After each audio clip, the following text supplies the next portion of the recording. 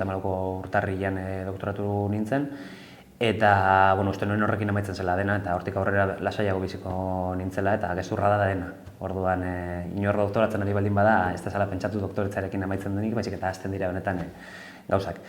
Orduan bentsat nire egunerokotasuna da oso arlo diferentetan ikertzea, aldugunean, aldugunarekin. Ez da, apur bat, gerrilla ikerketa izaten da, bentsat nik ezagutu dudana.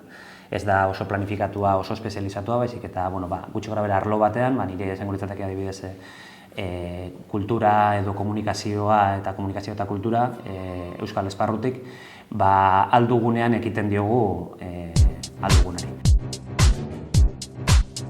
Ikergaztek egingo duen gauza importante bat da ikusaraztea edo ikusgarri egitea eta agian baita ukigarri egitea edo hurbilgarri egitea horrela gerrilla ikerketa horretan Euskal Herriko eta Euskal Herritik kanpoko beste puntu askotan dabilen jendea zertan dabilen, nola ari den, norekin ari den eta eurekin hitz egin ahal izatea, eurekin borrokatu ahal izatea, zentzurik onenean, eztabaidatu ahal izatea. Eta horren berri jakin ahal izatea eta haiek ere gure berri jakin dezatela, ezta. Horren ikusten hori lortzen badu horrekin bakarrik oso importante izango dela. Askotan galtzen dugu egiten ari garenen zentzua, ezta. Bi gauza dira, da sorte handi bat, ikerlari izan ahal izatea Euskal Herrian, eta da faena handi bat ikerlari izatea Euskal Herrian.